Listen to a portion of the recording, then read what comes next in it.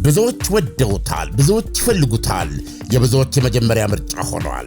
የስኬታማ ሰዎች የዘመን ሕይወትን ለሚሹና በልዩነት ለመኖር የሚፈልጉ ሰዎች የሚመርጡት ልዩ ስፍራ ነው። ታላቅ የህንፃ ጥበብ፣ ዘመን ተሻጋሪ ጥራት፣ በአይነቱ ልዩ የሆነ የኑሮ ዘይቤ፣ ብዙዎች ሲመኙት የነበረ ሕይወት ከምኞት ባሻገር እውን ሆነ። በኢትዮጵያ ለመጀመሪያ ጊዜ ዓለም አቀፍ ስታንዳርድ ያለው ትክክለኛ ለክሽሪየስ ላይፍ ስታይል የሚያገኙበት ግዙፍ የመኖሪያ መንደር እዚሁ መዲናችን አዲስ አበባ ከወዳጅነት ፓርክ አጠገብ ከሼራተን ሆቴል ፊት ለፊት በአሚባራ ፕሮፐርቲስ የተገነባ ነው። ለሽያጭ አወጣናቸው ከባለ አንድ መኝታ እስከ ባለ 4 መኝታ እንደዚሁም ለክሽሪየስ ፔንት ሃውሶች ሲሆኑ በዓሉን በማስመልከት ለጥቂት ቀናት የሚቆይ ከ1 ሚሊዮን እስከ 7.4 ሚሊዮን ብር የሚደርስ ቅናሽ ማዘጋጀታችንን ስንገልጽ በደስታ ነው። ሳያመልጡ ፈጥነው ይመዝገቡ፣ ይጠቀሙበት፣ ይገባውታል። ለበለጠ መረጃ በ0922 82 36 71 ደውሉ። አሚባራ ፕሮፐርቲስ። ባይሴ ቱተር ማንኛውንም አይነት መደበኛና ኢመደበኛ ትምህርት የሚያስተምር የ5 ዓመት የሥራ ልምድ ያለው ዓለም አቀፋዊ የማስተማሪያ ድርጅት ነው። ባይሴ ቱተር ከኬጂ እስከ ዶክትሬት ተማሪዎችን እየደገፈ ለላቀ ውጤት ያበቃና ስለዚህም ከፍተኛ መኔታ የተጎናጸፈ ተማሪዎች የተሟላ ብቃት ባላቸው አስተማሪዎች በማስተማር ለእያንዳንዱ ተማሪ የሚመች አንድ ለአንድ ትምህርት እንዲቀርብ መድረክ የሚፈጥር ነው። ባይሴ ቱተር እንዲሁም እንደ ተማሪ ፍላጎት በቡድን ትምህርት አንድ አስተማሪ በተመሳሳይ ጊዜ ለብዙ ተማሪዎች ማስተማር ይችላል። ትምህርቶቹ ሂሳብ፣ እንግሊዝኛ፣ ሳይንስና ሌሎችንም ዋና ዋና የትምህርት ዘርፎችን ያካትታል። ስላለን የጥራት ደረጃ በጉግል ሪቪው ገብተው ቢመለከቱ 5 ከ5 ውጤት ያለንና ደንበኞችን በማርካት 100% ምዘና የተሰጠን መሆኑን ያረጋግጣሉ። በተለይ ከ12ኛ ክፍል በታች ያሉ ተማሪዎች በአንድ ለአንድ ትምህርት ስኬታማ እንደሚሆኑ በተሞክሮ አረጋግጠናል። መምህራኖቻችን ባለ ማስተርስና ዶክትሬት ዲግሪ ሲሆኑ በሙያቸው ከ5 ዓመት በላይ የሥራ ልምድ ያላቸው ናቸው። ትምህርታችን በአሜሪካ፣ በካናዳ፣ በአውሮፓ፣ በአውስትራሊያ፣ በደቡብ ኮሪያ፣ በደቡብ አፍሪቃና እንደዚሁም ቪዛና ማስተር ካርድ በሚጠቀሙ ሀገራት ውስጥ ሁሉ የሚኖሩ ኢትዮጵያን በሙሉ ሊጠቀሙ ይችላሉ። አድራሻችንን በስክሪኑ ላይ ተመልክተው አሁኑኑ ይደውሉልን፣ ይጻፉልን። ባይሴ ቱተር።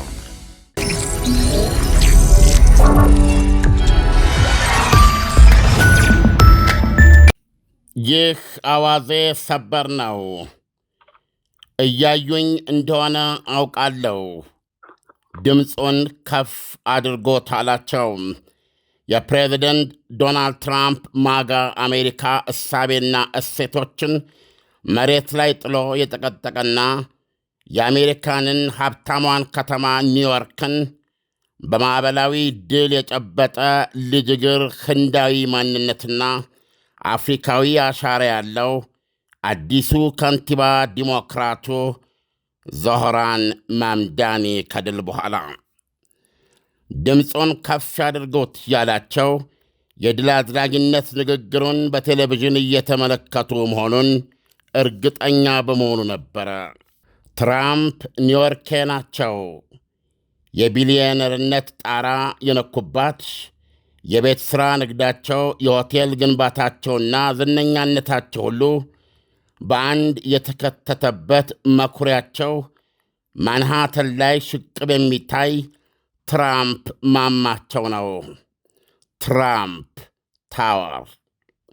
ይቺን የማንነታቸውና ምንነታቸው ጥንስስና የስኬታቸው ወይን ከተማቸውን ከንቲባ ሆኖ ሊመራትና ወደ እሱ ትልም ሊወስዳት አምሮ የተነሳው ዞህራን ማምዳኒ የእምነታቸው የአቋማቸው ሁሉ ተጻራሪ የሆነ ጸራቸው ነው። የዋይት ሃውስ አልጋዬ ቀንቷል፣ የአሜሪካ ዳግም ታላቅነት እውን እየሆነ ነው ባሉበት የ1 ዓመት ያልሞላ ተሞክሮ በትልማቸውና በግባቸው ላይ ሁሉ ምላሱን ያወጣ እሳቸው ያረከሷቸውና ተዋግቼ አሸንፊያቸዋለሁ ያሏቸውን እሴቶች አሜሪካዊ ማንነትና ምንነቶችን ከወደቁበት አንስቶ ለፍልሚያ ያቆበቆበ ቀልባሽ ትራምፕ ነጋ መስከረም ጠባ ባሉበት የማጋ ዘመነ ሥልጣን እሱ በዚህ ፖለቲካዊ ጨለማ ጊዜ ሲል ገለጸው። በዚህ ፖለቲካዊ ጨለማ ጊዜ ኒውዮርክ ብርሃን ትሆናለች አላቸው።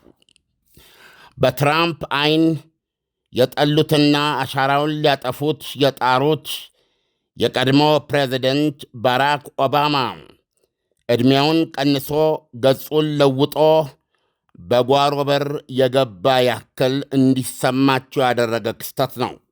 አፍሪካ የተወለደ የስደተኛ ህንዳውያን ቤተሰብ ውልድ የሆነ ዲሞክራቲክ ሶሻሊስት ነው። በኒውዮርክ ከተማ ታሪክ 2 ሚሊዮን መራጭ በታሪክ ለመጀመሪያ ጊዜ ንቅል ብሎ የወጣበት ከጠቅላላ ድምፁን ግማሹን ለብቻው አሸነፈ። በማኅበራዊ ሚዲያ አጠቃቀም ስልጠቱና ባነሳቸው የዓላማ መርሆቹ ማዕበል የፈጠረና ማዕበላዊ ድል የተቀዳጀ በታሪክ የመጀመሪያው የኒውዮርክ ሙስሊም ከንቲባ ሆነዋል።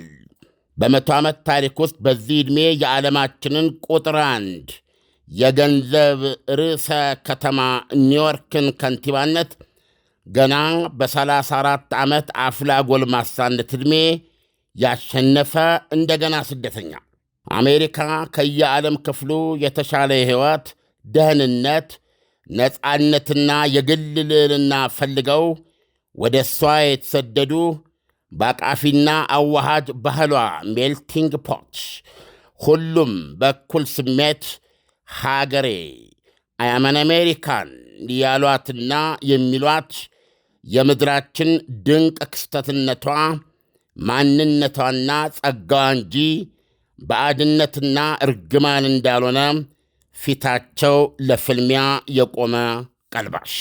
ይሄ ብቻ አይደለም። ለትራምፕና ትራምፓውያን የጉሮሮ አጥንት የሆነው የግራው ክንፍ ፖለቲከኛ ነው፣ ወይም እሳቸው እንደሚገለጹት ኮሚኒስት።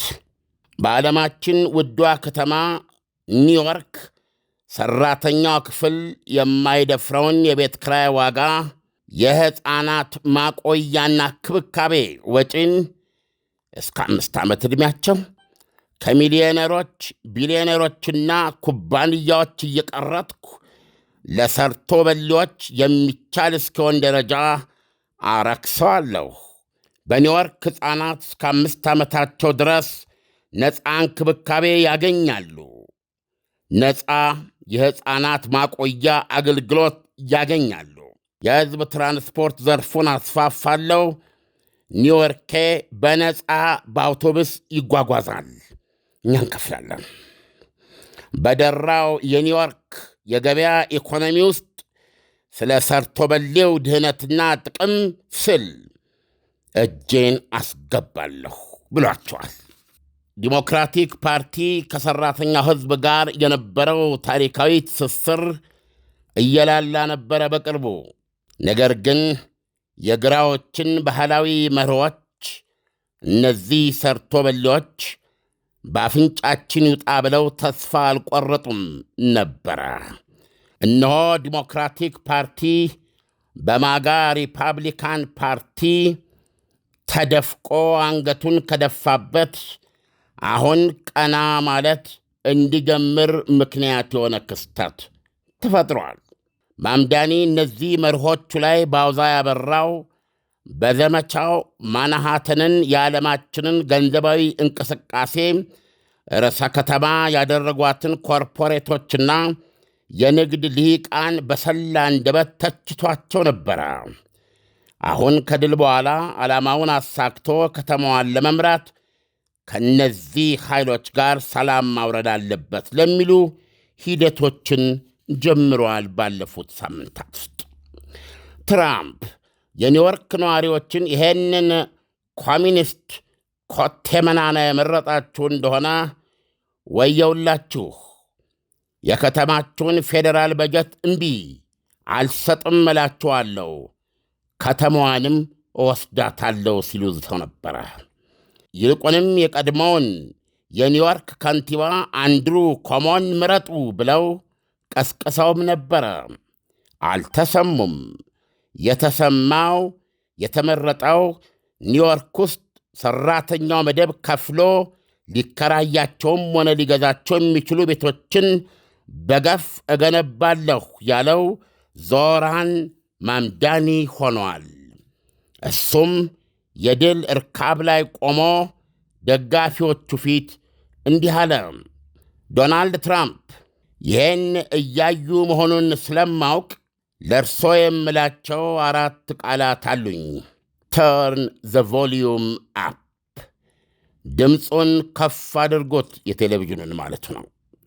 እነሆ የምንተነፍሰው አሁን እንደ አዲስ በተወለደች ከተማ ውስጥ ነው።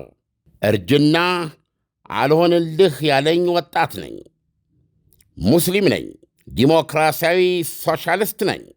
ከሁሉም የባሰው ደግሞ ከነዚህ ሁሉ እኔነቶች ውስጥ ለአንዱም ይቅርታ የማልጠይቅ መሆኔ ነው። ኒውዮርክ የስደተኛው ከተማ እንደሆነች ትኖራለች። በስደተኞች የተገነባችና በስደተኞች ኃይል የምትንቀሳቀስ ከተማ። እናም ከዛሬ ምሽት ጀምሮ በስደተኛ ከንቲባ የምትመራ ከተማ ናት።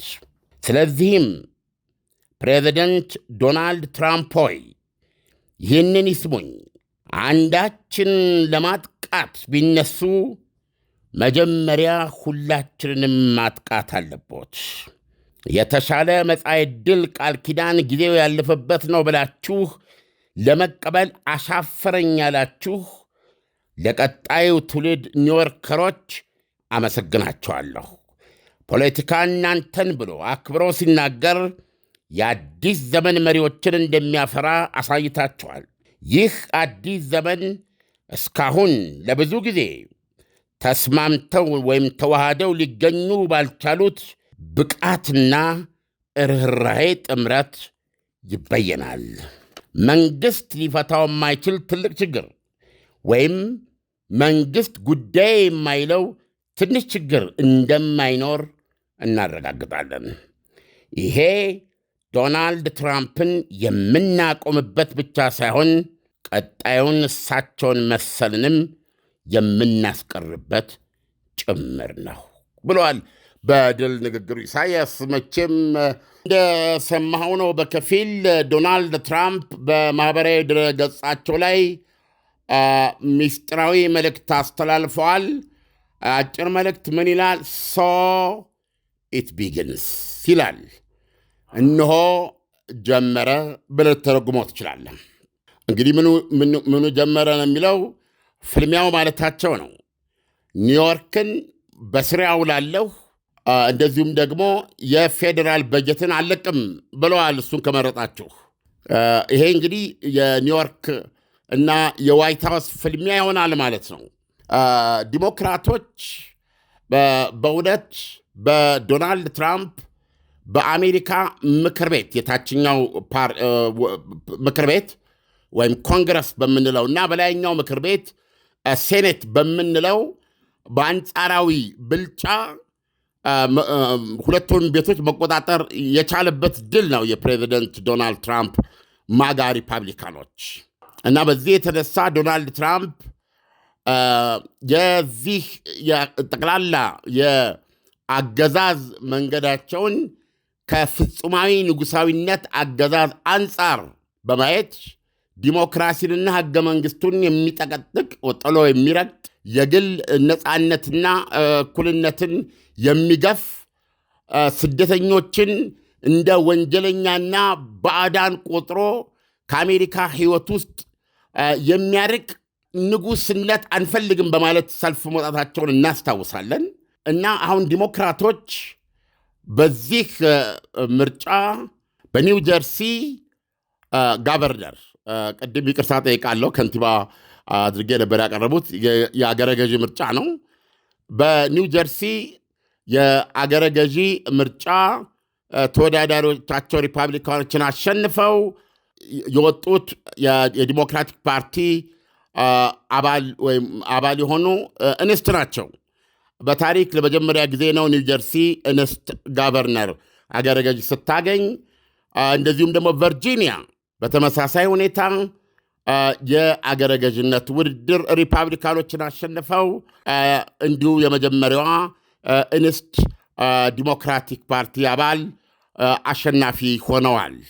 በዚህ ህዝቡ የገለጸው ነገር ቢሆን የዶናልድ ትራምፕን የእስካሁን ቆይታ መራራ መሆኑን የሚያመለክትና ዲሞክራቶች ለወሳኙ ፍልሚያ ለቀጣዩ ወደ ዋይት ሃውስ ለመመለስ አንገታቸውን ቀና እንዲያደርጉና በተለይ ኒውዮርክን የማረከው የ34 ዓመት ክስተት የሆነ ጎልማሳ ዲሞክራት የተፋለመባቸው የዘመቻው መፈክሮች፣ መርሆች በእያንዳንዱ ሰው ሕይወት ላይ የተመረኮዙ ችግሮቹን እና ችግሮቹን ለመፍታት መሰረት ባደረገ እንቅስቃሴው ሁሉን አቀፍ አሜሪካዊ በሆነ ተምኔቱ በዚህ ጥርት ባለ አቋም የእያንዳንዱን ኒውዮርክ ልብ ነክቶ ለዚህ መብቃቱ ስትራቴጂያቸውን እንዴት እንደሚቀይሱ ሁሉ ትልቅ መንገድ ሊያሳያቸው የሚችል ተደርጎ የተቆጠረ ነው።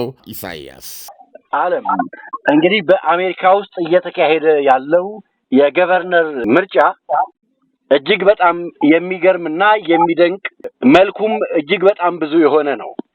ለምሳሌ ኒውዮርክን ብንመለከት የኒውዮርክን ገቨርነር የመረጠው ህዝቡ ነው።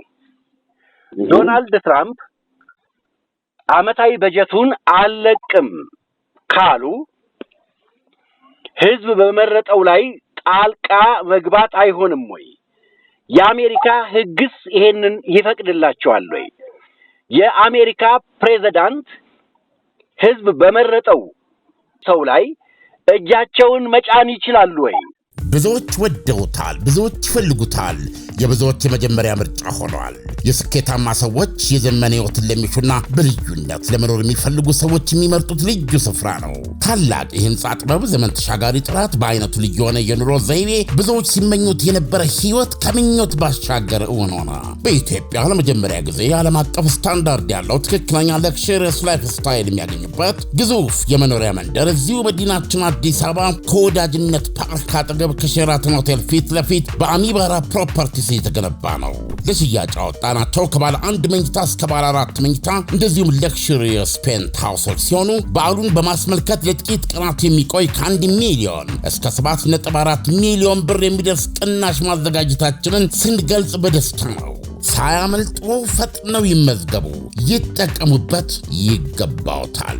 ለበለጠ መረጃ በ0922 82 3671 ደውሉ። አሚባራ ፕሮፐርቲስ። ይሄ እንግዲህ የፖለቲካ ትግል ነው። አካሄዶች ይኖራሉ፣ ፍልሚያዎች ናቸው። የምንመለከተው ይሆናል። በምን አይነት መንገድ ይንቀሳቀሳሉ፣ ምን አይነት ሁኔታ ይፈጠራል የሚለውን የምናየው ነው የሚሆነው በአሰራር ውስጥ ማለት ነው። ነገር ግን ሰምተው ከሆነ ንግግሩ ላይ አንድ የኒውዮርክ ነዋሪን ወይም አንድ ሰውን አጠቃለሁ ብለው ቢነሱ እሱ ጋር ለመድረስ መላ ኒውዮርክን ማሸነፍ አለብዎት ነው ያላቸው። ስለዚህ አሁን አንተ ኮሚኒስት ነህና አንተ ከተመረጥክ ከተማዋን በእጅ አስገባለሁ፣ የፌዴራል በጀቱን አልለቅም በማለት ጥቃታቸውን ያነጣጠሩት ከንቲባው ላይ ነው።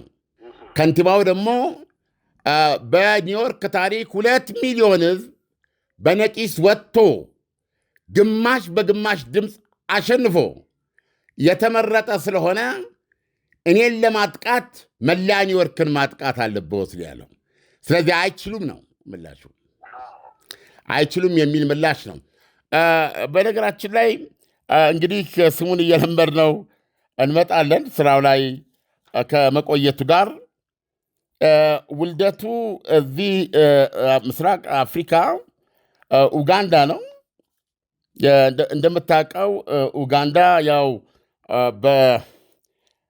በኢዲ አሚን ጊዜ ብዙዎቹን ህንዳውያን ማባረሩ የሚታወቅ ነው። የእንግሊዝ ቅኝ ግዛት ስለነበረች አውሮፓውያን በአብዛኛው እንግሊዛውያንና እንደዚሁም በተለይ በርካታ ህንዳውያን ኡጋንዳን ሀገራቸው አድርገው የኖሩ ነበር በብዛት ያው ኢዲ አሚን ዳዳ አንዱ የሚታወቀው ብዙዎቹን ወደ ሀገራቸው ያሳፈራቸው መሆኑ ነው እና ከህንዶች ጋር ብዙ ተያያዥ ታሪክ አላት ኡጋንዳ። እና ማምዳኒ ኡጋንዳ ነው የተወለደው። ወላጆቹ ሁለቱም ህንዳውያን ናቸው። አባቱ የኮሎምቢያ ዩኒቨርሲቲ ፕሮፌሰር ናቸው። እናቱ ደግሞ የፊልም ባለሙያ ናት። እና ከነዚህ ወላጆች የተገኘ በዝርያ ወይም በማንነት ህንዳዊ ነው።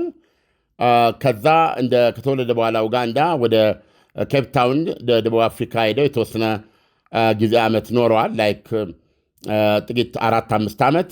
ከዛ በ7 ዓመቱ ወላጆቹ ይዘውት ወደ አሜሪካ በስደተኛነት ገቡ ማለት ነው። እነዚህ ወላጆቹ በስደተኛነት ገብተው እሱ ደግሞ እውነቱን ለመናገር በ7 ዓመቱ ነው የገባው። ስለዚህ ሙሉ በሙሉ አሜሪካ ልትለው የምትችለው ነው። በጣም የደስደስ ያለው ነው። እዛ ተወልዶ ያደገ ስለሆነ ባህሉ፣ ቋንቋው፣ ልሳኑ አሜሪካዊ የሆነ እና ብዙዎችን አሜሪካውያን ለማማለል የቻለ ሰው ነው ሆኖ ነው የተገኘው። እንግዲህ ሌላው ያራመዳቸው እምነቶች ለምሳሌ ያክል ዶናልድ ትራምፕ በጣም ከሚተቹበትና ሰልፍ ካስወጣባቸው ምክንያቶች አንዱ በፊት ህገወጥ የስደተኞች ነው የሚሉት ህገወጥ ስደተኞችን ደግሞ የሚያቀርቡበት መንገድ የተለያዩ ዓለሞች አሜሪካንን ለመጉዳት ሲሉ የአእምሮ በሽተኞች መታከሚያ ተቋሞቻቸውን ከፍተው የላኳቸው እብዶች ወይም እስር ቤቶቻቸውን ከፍተው ወደኛ የላኩብን ወንጀለኞች እንደዚህ እያሉ ነው የሚገልጿቸው። አስገድዶ ደፋሪዎች፣ ነፍሰ ገዳዮች የመሳሰለውን ነው የሚሏቸው። እየቆየ ግን ይህን ጉዳይ በተለያየ በዜና ላይ ስንመለከተው ቤዚካሊ ስደተኞችን ወደሚል ወርዷል። መጀመሪያ ላይ የአደኑ ዓላማ በዚህ መንገድ ነበረ የተገለጸው። በተለይም የስደተኛ ፖሊሶች በጣም ኢሰብአዊ በሆነ መንገድ በየትኛውም ቦታ፣ በየትኛውም ማህበራዊ ቦታ፣ በየትኛውም የሕክምና ተቋም፣ በየትኛውም መንፈሳዊ ተቋም፣ በየትኛውም ስፍራ እና ሁኔታ ውስጥ የፈለጉትን ሰው በጥናት መያዝ ብቻ ሳይሆን አልፎ ተርፎ ከመንገድ ላይ ይሄ ትክክለኛ ሰነድ ያለው ወይም ነዋሪ ሊሆን አይችልም ብለው የገመቱትን ሰው ስለገመቱት ብቻ አስቁሞ እስከ መጠየቅና እስከ ማሰር እንዲችሉ የሚፈቅድ አሰራር ነው የተሄደው። ይህንን በተመለከተ ብዙ ትራጀዲዎች አሉ። ብዙ ሕፃናት ከወላጆቻቸው ተለይተዋል። ብዙ አሜሪካውያን ይህንን ነገር ለማስቆም ጣልቃ ገብተው ለመገላገል አትሊስት የኃይል አጠቃቀሙን ለማቆም እንደ ሰው ጣልቃ በገቡ ጊዜ አንዳንዶቹ ድብደባ ደርሶባቸዋል። መገፈታተር የመሳሰሉት ነገሮች በጣም የበረከቱ ሆነው ነበረ። ይህንንም ተከትሎ የስደተኞቹን መብት ምክንያት አድርገው የወጡ ሰልፎችን ለምሳሌ ካሊፎርኒያ ውስጥ የአሜሪካ ጦር ብሔራዊ ዘብ የሚሉት ገብቶ እንዲበትን እስከ ማዘዝ ደርሰዋል። አሁንም ዲሞክራቶች በሚያስተዳድሩ በዲሞክራቱ ከንቲባዎች ስር በሚገኙ አንዳንድ ከተሞች ውስጥ አሁንም ብሔራዊ ጦሩን በማሰማራት ላይ የሚገኙት አንዱ ለምሳሌ በብሔራዊ ጦሩ ቁጥጥር ስር ወይም ጥበቃ ስር የወደቀው ዋሽንግተን ዲሲ መሆኑን እናውቃለን። ወይዘሮዋ ከንቲባ ዲሞክራቲክ ፓርቲ አባል ናቸው። በነገራችን ላይ የኒውዮርክ ጋቨርነሯም የኒውዮርክ አገረ ገዥም እንዲሁ እንስት ናቸው በነገራችን ላይ እና ዲሞክራት ናቸው እሳቸው። ሁኔታዎች ይሄን ይመስላሉ። ነገር ግን ማምዳኒ በብዙ መልኩ ሌላው ባራክ ሁሴን ኦባማ ነው የሆነባቸው። ስለዚህ ፕሬዚደንት ዶናልድ ትራምፕ በጣም ዳይናሚክ የሆነ በጣም ካሪዝማቲክ የሆነ እንደሰማኸው እሳቸው አሜሪካዊ ያልሆኑ አሜሪካን ቫሊዩ አሜሪካዊ ያልሆኑ የሚሏቸውን እሴቶች ለምሳሌ ኮሚኒስት ማለት በአሜሪካውያን ምን ማለት እንደሆን ታውቃለህ። በዛ ደረጃ ይሄ ወይም ደግሞ ግራ አክራሪዎች ወይም ግራ ኃይሎች የሚሏቸውን የሰራተኛው መደብን ጥያቄ የድሃውን ሰው ችግሩን የሚያነሳ ቤት እጦቱን የሚያነሳ እና ኑሮ በውዷ ኒውዮርክ ውስጥ ለድሃው ሰው የምትቻል ከተማ ለማድረግ መነሳት እሳቸው ቢሊዮኔር የሆኑባት ከተማ ናት።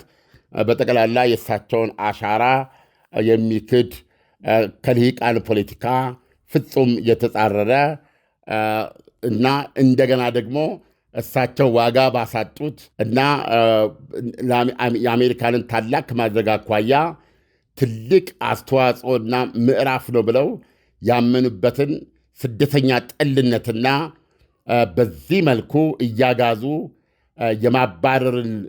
የማባረርን በር የመዝጋትን ድንበር የማጠርን እምነትና እንቅስቃሴ ላይ የሚሳለቅና መላስ የሚያወጣ እንደውም በግልባጩ ይህች ሀገርን ያለሟት እዚያ ያደረሷት ስደተኞች ናቸው። በስደተኞች እዚህ የደረሰች በስደተኞች ያለ የምትንቀሳቀስ ምንጊዜም የስደተኞች ሀገር ሆና ትቀጥላለች በማለት የእሳቸውን ቫልዩ እሴቶች ገልብጦ መሬት ላይ ጥሎ እሱ ላይ ቆሞ የተጋፈጣቸው በእሳቸው አይን በእውነት ነው የምነግርህ ቀልባሽ ነው የገጠማቸውና የወደፊት የአሜሪካ ስቶሪዎች ውስጥ በጣም የሚጣፍጥ ትግል የምንዘግብበት ራሱን የቻለ አንድ ሁነት ይሆናል። ዓለም በዲሞክራቶችና በሪፐብሊካን መካከል እንደዚህ አይነት ፍጥጫዎች ነበሩ ወይ? ለምሳሌ አንዳንድ ቦታዎች ላይ ዲሞክራቶች፣ ሌላው ጋር ደግሞ ሪፐብሊካን በሚመሩባቸው ቦታዎች ላይ ፕሬዝዳንቱ ሪፐብሊካን ቢሆን ከዲሞክራቶች ጋር በሚመሩባቸው ቦታዎች ላይ እንደዚህ አይነት ፍጥጫዎች ነበሩ ወይ? አሜሪካ ለጥያቄ ኢሳያስ አሜሪካ ሁሌም ነጻነትና ዲሞክራሲ የሚመራት ሀገር ናት።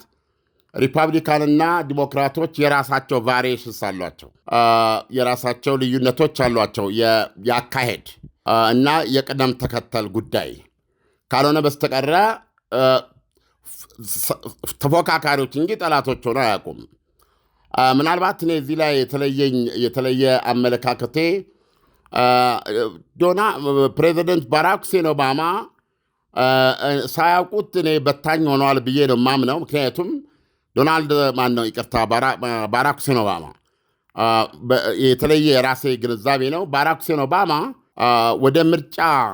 ወደ ፕሬዚደንታዊ ምርጫ የመጡበት መንገድ ከሳቸው በፊት ለፕሬዚደንታዊ ተወዳዳሪ በዲሞክራቲክ ፓርቲ ሴናተርነታቸው የነሱ ኮንቬንሽን ላይ ንግግር እንዲያደርጉ በተጋበዙበት ጊዜ ዲሞክራቲክ ፓርቲ የሚባል አሜሪካ ወይም ሪፐብሊካን አሜሪካ የሚባል የለም። ሁሉም አሜሪካዊ ነው። ጥቁር አሜሪካዊ፣ ነጭ አሜሪካዊ፣ ስፓኒሽ አሜሪካዊ ገለመል የሚባል የለም። ሁሉም አሜሪካዊ የሚል ንግግር አድርገው ነበረ። ያ ንግግራቸው በከፍተኛ ደረጃ የተደነቀ ነበረ። ይሄ የአመለካከት ጉዳይ ነው። ነገር ግን ዲሞክራት አሜሪካዊ መሆን ምንድነው፣ ሪፐብሊካን አሜሪካዊ መሆን፣ ጥቁር አሜሪካዊ፣ እነዚህ መገለጾች የአሜሪካንን ሕዝብ የመለያየትና በጠላትነት ጎራ የመሰለፍ ማሳያ ናቸው ብዬ አላምንም።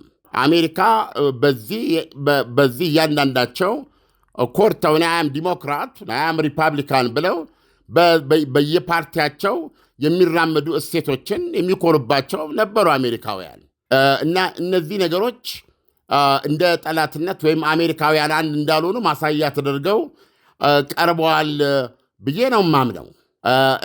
በአብዛኛውን ብዙዎች ሲተቹ ከባራክ ሁሴን ኦባማ በጣም የተከበሩ እስካሁን ድረስ የሚናፈቁ ፕሬዚደንት ቢሆንም አሜሪካንን ከፋፍለዋል የሚል እምነት አለ ስትሮንግሊ። አሁን ያለው ግን ዲሞክራት ነኝ የሪፐብሊካን ነኝ ማለት ራሳቸው ዶናልድ ትራምፕ ሙሉ በሙሉ የኦባማ ተጻራሪ ናቸው፣ ጸር ናቸው።